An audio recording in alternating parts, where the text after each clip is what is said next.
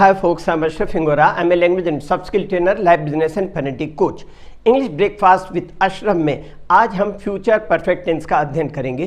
Tense का अध्ययन अच्छी तरह करना इसलिए ज़रूरी है क्योंकि टेंस के बाद जब मॉडल ऑक्सिलरी वर्ब वगैरह का आप अध्ययन करेंगे तो आपको कोई डिफिकल्टी नहीं जाएगी। जैसे एक सिंपल फ्यूचर का कोई एग्जांपल देखें, ही विल प्ले क्रिकेट। एक छोटा सा एग्जांपल है, ही विल प्ले क्रिकेट। अब इसी का अगर हम मॉडल वर्ब का यूज करना है तो कैन लगाए, मे लगाए, कुड लगाए, जो लगाना है। He can play cricket, may play cricket, might play cricket, could play cricket, would play cricket, should play cricket, ought to play cricket, must play cricket. तो चूंकि मॉडल ऑक्सिलरी वर्ब है वो हेल्पिंग वर्ब है, similarly यहाँ पर will और शैल भी helping verb है। तो टेंस आपका अच्छी तरह से समझ में आ जाने पर आगे आपको सेंटेंसेस के कंस्ट्रक्शन में डिफिकल्टी नहीं जाएंगी। आज हम देख रहे हैं फ्यूचर परफेक्ट टेंस की पहचान। फ्यूचर परफेक्ट टेंस की पहचान होती है इस टेंस के वाक्यों के अंत में चुका होगा, चुकी होगी, चुके होंगे, ले लिया होगा, दे दिया होगा, आ गया होगा, चला गया होगा, इस तरह का फॉर्मेशन आता है। इसका फॉर्मूला पहले देखिए, उसके बाद एग्जांपल समझेंगे।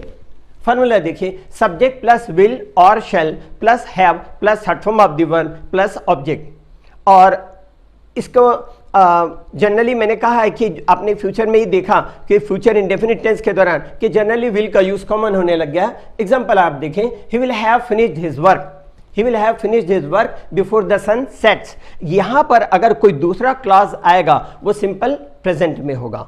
और आप देखिए, देख रहे हैं यहां पर द सन सेट, सनसेट एक नाउन हो गया, द सन सेट्स तो सन सब्जेक्ट हो गया, सेट फर्स्ट फॉर्म का सिमिलर रूप, जैसे ही गोज, इस तरह से। तो दोनों तरह से सेंटेंस कह सकते हैं, he will have finished his work before the sun sets. ऐसा भी सूर्यास्त के पहले वो अपना काम खत्म कर चुका होगा। आगे देखिए, you will have heard this news, तुमने यह समाचार सुना होगा। अब यहां पर जो समझने की बात है इसको देखिएगा, फ्यूचर टाइम बताने वाला कोई शब्द है, एडवर्ब है, तो सेंटेंस की बनावट क्या होती है। जैसे मैं एक दूसरे एग्जांपल से कहता हूं, you will have seen this film by tomorrow, कल तक तुम यह पिक्चर देख चुके होगे। लेकिन अगर मैं ऐसा सेंटेंस कहता हूं, फ्यूचर टाइम बताने वाला वर्ड नहीं लगाता और हम फ्यूचर के बारे में बात भी नहीं कर रहे हैं, तो उसी सेंटेंस से किसी कार्य के पास्ट में समाप्त होने का भी बोध होता है, जबकि परफेक्ट फ्यूचर है, ये फ्यूचर परफेक्ट टेंस है उसके बावजूद भी। एग्जाम्पल से देखें, you will have heard this news, you will have heard this news, तुमने यह समाचार सुना होगा। यहां पर फ्यूचर टाइम बताने वाला एडवर्ब नहीं है, इसलिए कार्य का पास्ट में होने का भी बोध होता है। तो इसका अर्थ लगभग वैसे ही है जैसा हम मे का यूज करते हैं इसमें, you may have heard this news, इस तरह। आगे निगेटिव बनाना है तो निगेटिव बनाने के लिए एक सिंपल से नियम यह है कि सहायक क्रिया के बाद नॉट लगा करके निगेटिव बनता है। और यहां दो शब्द की सहायक क्रिया विल हैव और शैल हैव, तो विल और शैल के बाद नॉट लगेगा, उसके बाद हैव और उसके बाद वर्ब का थर्ड फॉर्म और ऑब्जेक्ट लगेगा। एग्जांपल आप देखें, इसके पहले फॉर्मूला सब्जेक्ट प्लस विल और शैल प्लस नॉट, और शॉर्ट में बोलेंगे तो वोंट का यूज करते हैं जो जनरली, और हैव प्लस पास्ट पार्टिसिपल मतलब third form of the verb plus object. Example देखें, he won't have finished his work before the sunset, वो सूर्यास्त से पहले अपना काम समाप्त नहीं कर चुका होगा, ये नहीं किया होगा। इंटरोगेटिव फॉर्मेशन करते हैं तो इंटरोगेटिव फॉर्मेशन में सहायक क्रिया को सब्जेक्ट के बाहर लगाया जाता है, और चूंकि फ्यूचर परफेक्ट टेंस में शैल और विल और उसके बाद हैव, तो दो शब्द की सहायक क्रिया, पहला शब्द मेन हेल्पिंग वर्ब होता है, दूसरा शब्द सपोर्टिंग हेल्पिंग वर्ब होता है। तो जब निगेटिव बनाएंगे तो मेन हेल्पिंग वर्ब के बाद नॉट लगा करके निगेटिव बनाते हैं, और इंटरोगेटिव बनाते हैं तो मेन हेल्पिंग वर्ब शैल और विल को सब्जेक्ट के बाहर लगाते हैं, और इसका पहला लेटर कैपिटल होगा, हेल्पिंग वर्ब का पहला लेटर कैपिटल होगा, और उसके अलावा सारे जो सब्जेक्ट्स होंगे उनके पहला लेटर स्मॉल हो जाएगा, एक्सेप्ट प्रॉपर नाउन और आई और प्रॉपर नाउन का पहला लेटर हमेशा कैपिटल होगा। एग्जांपल देखेंगे, will he have finished his work before the sunset, क्या सूर्यास्त से पहले वो अपना काम समाप्त कर चुका होगा। निगेटिव सेंटेंस का इंटरोगेटिव बनाना है तो आप क्या करेंगे, निगेटिव जो हेल्पिंग वर्ब है उसको दो तरह से बनेगा, इसका विल या शैल को सब्जेक्ट के बाहर लाएंगे, फिर सब्जेक्ट होगा, उसके बाद नॉट लगेगा, एक तो ये बनेगा।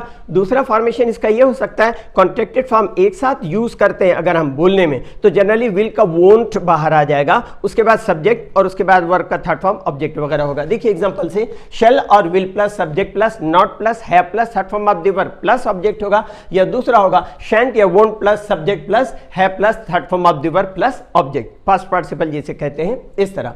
Won't he have finished his work before the sunset, क्या सूर्यास्त के पहले वह अपना काम समाप्त नहीं कर चुका होगा। तो ये हो गया निगेटिव सेंटेंस का इंटरोगेटिव। ये हो गया आपका फ्यूचर परफेक्ट टेंस फिनिश। तो इस तरह से आपको टेंस की एक जनरल, इसमें कोई बहुत ज़्यादा डिफिकल्ट या बहुत ज़्यादा समझने जैसी बात नहीं है, आपको ग्रेजुअली स्टडी करते रहना है किस टेंस में कौन सी क्रिया, सहायक क्रिया का कौन सी सहायक क्रिया और क्रिया का कौन सा रूप लगेगा, इसको ध्यान रखना है। और हिंदी के सेंटेंस में जो जनरल आइडेंटिफिकेशन है, चुका होगा, चुकी होगी, चुके होंगे, इसका ध्यान रखना है। आपसे सेंटेंसेस बनेंगे। और उसके अलावा जो मैंने कहा कि थिंक इन इंग्लिश, जब आप इंग्लिश में सोचोगे तो वहां पर डिफिकल्टीज दो तरह से आती हैं। एक वर्ड्स की डिफिकल्टी आती है, जिसके लिए आपके पास मोबाइल में डिक्शनरी है, गूगल अंकल से पूछ सकते हैं, वहां भी आपको इंफॉर्मेशन मिल जाएगा वोकेबुलरी के लिए। सुटेबल वर्ड्स आप समझ के यूज करें। दूसरी डिफिकल्टीज आती है कि कोई कंस्ट्रक्शन होता है सेंटेंस का, वो कैसे बनाएं, तो उसके लिए आपको ये मदद करेगी। ये मेरी 5th बुक है, इसके बारे में मैंने और वीडियोस में भी बताया। इस बुक के बारे में मैं कहूंगा, और स्पेशली मैंने कहा भी है और डीवीडी में, कि ये बुक में स्पेशली कुछ चीजें ऐसी है जो दुनिया की किसी बुक में नहीं। मैं अगर इंडिया की किसी बुक में नहीं है कहूँ तो समझ में आएगा, दुनिया की किसी बुक में नहीं है तो ऐसा लगता है एग्जैजरेट कर रहे, बढ़ा चढ़ा करके बोल रहे, बढ़ा चढ़ा कर बड़े बड़े दावे कर रहे हैं, है ना, लॉफ्टी प्रोमिसेस। तो यहाँ ऐसा कुछ नहीं है, बिकॉज जो ऑथर होता है, 656 पेज की ये बुक है, तो वीडियो डीवीडी इसके साथ जो ये मार्केट में रिलीज हुई है, एक फिल्म प्रोड्यूसर ने फिल्म बनाया था, एक पर्सनैलिटी डेवलपमेंट पर बनी थी और एक लगभग 3-3 घंटे की एक स्पोकन इंग्लिश पर बनी थी, उसके साथ में। इसमें खास करके डिस्कोर्स मार्कर जो है वो बहुत इंपॉर्टेंट पार्ट है। और चूंकि ऑथर जो होता है स्पेशली ग्रामर का या लैंग्वेज किसी लैंग्वेज प्रोफिशिएंसी बुक का, तो वो ऑथर प्लस कंपाइलर होता है, अर्थात संकलन करता होता है। तो मैंने इसमें ग्रेजुअली बहुत सारे ऐसे डिस्कोर्स मार्कर संकलन किया है जो आपको किसी बुक में नहीं मिलेगा। साथ में जो भी कंस्ट्रक्शन में आपको डिफिकल्टी होती है, यहाँ पर वेराइटीज ऑफ द सेंटेंसेस दी हैं विद द फार्मूला, ताकि आप लेमेन भी कोई होगा तो इसको पढ़ के अच्छी तरह समझ सकता है, अपनी फ्लुएंसी इंप्रूव कर सकता है।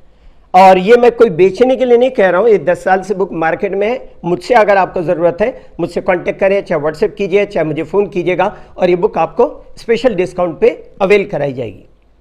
इंग्लिश के लिए आप मेरे channel English breakfast with Ashraf and soft skill के लिए Ashraf the mover and shaker पर लाइक, शेयर एंड सब्सक्राइब करें। कमेंट सेक्शन में कमेंट करें, बेल आइकॉन प्रेस करें और मेरी बुक ज़रूर पढ़ें। Thanks for watching.